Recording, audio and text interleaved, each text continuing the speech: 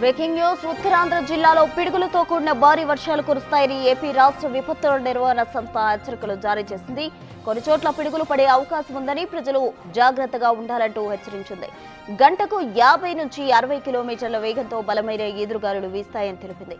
అవసరమైతే తప్ప ప్రజలు ఇళ్ల నుంచి బయటకు రావద్దని విపత్తుల నిర్వహణ సంస్థ ఎంపీ ప్రఖర్ జైన్ హెచ్చరించారు.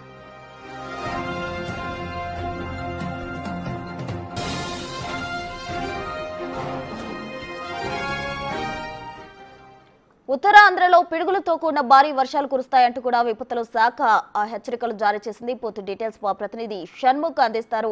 షణ్ముఖ్, ఆ ప్రశ్న మనం చూసుకున్నట్టయితే ఉత్తరాంధ్రకి గత 3 రోజుల నుంచి వర్షాలు పడుతున్నటువంటి పరిస్థితి, వరదలు కూడా వచ్చినటువంటి పరిస్థితి. అయితే మళ్ళీ ఉత్తరాంధ్రకి ఈ 50 నుంచి 60 కిలోమీటర్ల వేగంతో ఈదురుగాలులు వేస్తాయి, వర్షాలు పడతాయి అనేటటువంటి హెచ్చరికలు కూడా వాతావరణ శాఖ జారీ చేసింది. శ్రీకాకుళానికి కూడా ఈ హెచ్చరికలు ఉన్నాయి. ఇక్కడ శ్రీకాకుళానికి రెడ్ అలర్ట్ కూడా ఉందని చెప్పేసి కూడా మనం చెప్పొచ్చు. అయితే దీనికి తగ్గట్టుగానే అధికారులు కూడా ఏర్పాట్లు చేస్తున్నటువంటి పరిస్థితి. ప్రజలెవరూ కూడా అత్యవసరం అయితే తప్ప బయటికి రావద్దని చెప్పేసి కూడా చెప్తున్నారు. అయితే హెచ్చరికలు జారీ అయినప్పటికీ కూడా వాతావరణం అయితే మాత్రం ఇప్పటికైతే మాత్రం ప్రశాంతంగానే ఉందని చెప్పాలి. ఉదయం నుంచి క్లైమేట్ కూల్ గా ఉన్నప్పటికీ కూడా వర్షాలు అయితే మాత్రం పడేటటువంటి సూచనలు కనిపించట్లేదు. కానీ వాతావరణ శాఖ అధికారులు చెప్పినట్టుగా జాగ్రత్తగా ఉండాల్సినటువంటి అవసరం ఉంది. అయితే ఇప్పుడు ప్రస్తుతానికైతే మాత్రం గత 3 రోజుల్లో వచ్చినటువంటి వరదలు ఏవైతే ఉన్నాయో ఆ వరదలకు సంబంధించినటువంటి సహాయక చర్యలు లేదంటే పంట నష్టాలని అంచనా వేసేటటువంటి పనిలో అయితే మాత్రం అధికారులు నిమగ్నం అయ్యారని కూడా చెప్పొచ్చు. కేంద్ర మంత్రి రామ్మోహన్ నాయుడు కూడా వరద బాధిత ప్రాంతాలకు వెళ్లి అక్కడ బాధితులను పరామర్శించినటువంటి పరిస్థితి నిన్న జరిగింది. హిరమండలం, అదే పాతపట్నం దగ్గర ఉన్నటువంటి హిరమండలంలోని ఉన్న ముంపు గ్రామాలకి ఆయన వెళ్లి పరిశీలించారు. అక్కడ వాళ్ళకు కూడా భరోసా కల్పించినటువంటి పరిస్థితి. మెయిన్ ఈ వరదలు ఏవైతే వస్తున్నాయో ఈ వరదలు రావడానికి ప్రధాన కారణం మెయిన్ శ్రీకాకుళానికి వరదలకు రావడానికి అయితే మాత్రం ప్రధాన కారణం ఒరిస్సాలో ఉన్నటువంటి వర్షాల కారణంగా అక్కడ వరదలు వస్తే ఆ ఎగువ ప్రాంతాల నుంచి నీటిని విడుదల చేస్తే శ్రీకాకుళం ముంపుకే గురవుతున్నటువంటి పరిస్థితి. అలాంటి సమయంలో ఎలాంటి జాగ్రత్తలు తీసుకోవాలి అనే దాని గురించి కూడా కేంద్ర మంత్రి రామ్మోహన్ నాయుడు అధికారులకే సూచనలు చేసినటువంటి పరిస్థితి. ఇప్పుడు కాలువలు ఏవైతే ఉన్నాయో ఆ కాలువల్లో పూడికలు తీయడం వలన ఇలాంటి ముంపు అనేది కొంతవరకు తప్పే అవకాశం ఉంటుంది. ఒక 50 to 60% తప్పే అవకాశం ఉంటుంది. కాబట్టి ప్రతి సీజన్ లో కూడా వర్షాలు పడే ముందు, వరదలు వచ్చే ముందు ప్రతి సీజన్ లో కూడా ఆ పూడికలను తీసి ఆ కాలువల్ని లోతుగా తవ్వి గట్టును కూడా ఎత్తుగా వేస్తే కొంతవరకు ఈ వరదలను కూడా నివారించవచ్చు అని చెప్పేసి కూడా చెప్పినటువంటి పరిస్థితి. ఇంకా చూసుకున్నట్టయితే పాతపట్నంలో సుమారుగా 1000 ఎకరాల్లో పంట నష్టం జరిగిందని చెప్పి అధికారులు అంచనా వేస్తున్నారు. ఇంకా పోలాకి మండలంలో నరసన్నపేట నియోజకవర్గం పోలాకి మండలంలో సుమారుగా 2000 ఎకరాలు నీట మునిగింది. అది మనం గ్రౌండ్ లోకి వెళ్ళి కూడా మనం పరిశీలించాం. అయితే అక్కడికే అధికారులు ఇంకా వెళ్ళలేదు అని చెప్పేసి కూడా క్షేత్రస్థాయిలో పర్యటించలేదు. అక్కడ ఆ పంట నష్టాన్ని అంచనా వేయలేదు. అధికారులు మా దగ్గరికి రాలేదు, మాకు ఇంకా ఎటువంటి భరోసా కూడా కల్పించలేదని చెప్పేసి కూడా అక్కడ రైతులు చెప్తున్నటువంటి పరిస్థితి. కానీ ఇటు పలాసలో కూడా ఎమ్మెల్యే గౌతు శిరీష పర్యటించినటువంటి పరిస్థితి. ఇటు ఆంధ్రవలస నియోజకవర్గానికి వచ్చినట్టయితే ఆంధ్రవలస నియోజకవర్గంలో 300 నుంచి 400 ఎకరాల్లో పంట నీట మునిగినటువంటి పరిస్థితి.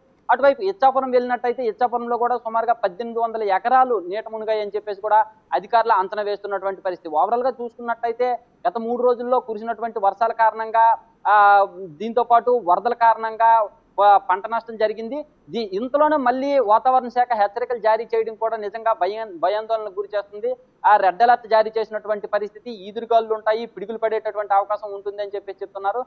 ఎవరు కూడా బయటికి రావద్దు, అత్యవసరం అయితే తప్ప ఎవరు బయటికి రావద్దు అని చెప్పేసి చెప్తున్నటువంటి పరిస్థితి ఉంది. ప్రశ్న షణ్ముఖ్, అయితే ఇప్పటి వరకు కురిసిన వర్షాలకే విలువెల్లాడిపోయిన పరిస్థితి ఉత్తరాంధ్ర. మరి పిడుగులతో కూడిన వర్షం ఉందంటున్నారు. మరో 3 రోజుల పాటు కూడా వర్షాలు కురుస్తాయంటూ కూడా హెచ్చరికలు జారీ చేస్తున్నారు. ఇప్పటికే తీవ్రంగా పంట నష్టపోవడం జరిగింది. మరి ఎలా ఉండబోతుందంటారు? అధికారులు ఎటువంటి చర్యలు తీసుకుంటున్నారు?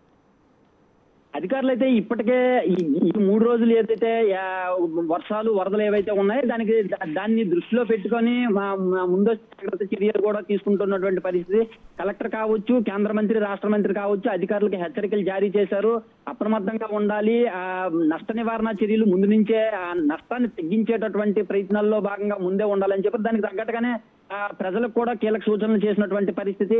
ఎవరు కూడా బయటికి రావద్దు అని చెప్పారు. ఇంకా చెట్లు హోర్డింగ్ల కింద కూడా ఎవరు ఉండొద్దని కూడా హెచ్చరికలు జారీ చేసినటువంటి పరిస్థితి. అయితే వాతావరణ శాఖ అయితే మాత్రం రెడ్ అలర్ట్ జారీ చేసింది. వర్షాలు కురుస్తాయి, ఈదురుగాలు ఉంటాయి అని చెప్పినప్పటికీ కూడా ఇప్పటి వరకు అయితే ప్రశాంతంగానే ఉందని చెప్పాలి. ఇంకో 2 రోజులు రేపు ఎల్లుండి కూడా ఇలాంటి పరిస్థితి ఉంటుంది అని చెప్పేసి అధికారులు చెప్తున్నారు. కాబట్టి ప్రజలు కూడా జాగ్రత్తగా ఉండాల్సినటువంటి అవసరం ఉంది. ఇప్పుడు క్లైమేట్ కూల్ గా ఉంది. వర్షాలు పడేటటువంటి సూచన అయితే మాత్రం కనిపించట్లేదు. Prasanna. Right, thank you Shanmukh. Vizianagaram, Visakha, Anakapalli జిల్లాల్లో కొన్ని ప్రాంతాల్లో పిడుగులతో కూడిన మోస్తరు నుంచి భారీ వర్షాలు కురిసే అవకాశం ఉంది. అల్లూరు జిల్లాలో కొన్ని ప్రాంతాల్లో పిడుగులతో కూడిన మోస్తరు వర్షాలు కురుస్తాయని తెలిపారు. ఇప్పటికే వర్షాల దెబ్బకు ఉత్తరాంధ్ర జిల్లాలు వణికిపోతున్నాయి. వంశధార, నాగవలి నదులు పొంగి పలువురు ప్రాణాలు కోల్పోగా మరికొంతమంది నిరాశ్రయులయ్యారు. తాజాగా హెచ్చరికల నేపథ్యంలో ప్రజలంతా అప్రమత్తంగా ఉండాలని అధికారులు చెబుతూ ఉన్నారు.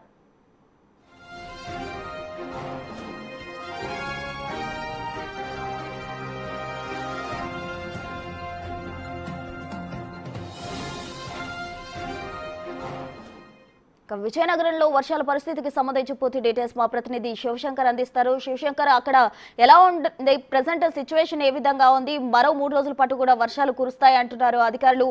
ప్రజలకు హెచ్చరికలు కూడా జారీ చేయడం జరిగింది. అక్కడ తాజా సిచ్యువేషన్ ఏంటి?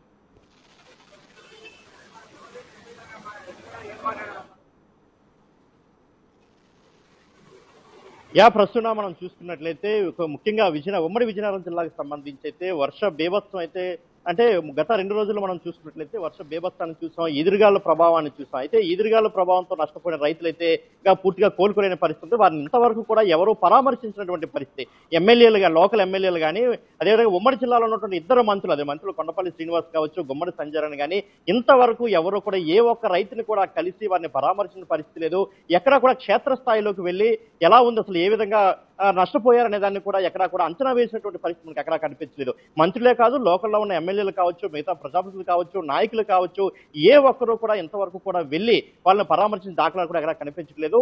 కేవలం మాజీ మంత్రి రాజన్న ద్వారా మాత్రమే సాలూరులోనైతే వెళ్లి రైతులను పరామర్శించడం జరిగింది. పంట నష్టాన్ని ఒకసారిగా చూసి ఆవేదన వ్యక్తం చేసిన పరిస్థితి కనబడుతుంది. ఒక సాలూరు మండలంలో 200 ఎకరాల పంట నష్టపోతే అక్కడే ఉన్నటువంటి మంత్రి గుమ్మడి సంజయ్ ఇంతవరకు కూడా స్పందించకపోవడం దారుణంగానే మనం చెప్పుకోవచ్చు. మరోవైపు మంత్రి కొండపల్లి శ్రీనివాస్ కూడా గజపతినగరం నియోజకవర్గంలో గంట్యాడ మండలంలో పంట నష్టం జరిగితే ఆయన కూడా అక్కడికి వెళ్లి పరామర్శించినటువంటి పరిస్థితి అక్కడ కూడా కనిపించలేదు. సో ఓవరాల్ గా చూసుకుంటే ఉమ్మడి విజయనగరం జిల్లాలో ఎక్కడా కూడా ఏ ఒక్క నాయకుడు కానీ, మాజీ మంత్రులు కానీ, మాజీ ఎమ్మెల్యేలు కానీ ఎవరు కూడా వెళ్లి రైతులను పరామర్శించిన పరిస్థితి లేదు. కేవలం కలెక్టర్ మాత్రమే అధికారులను అయితే ఆదేశించారు.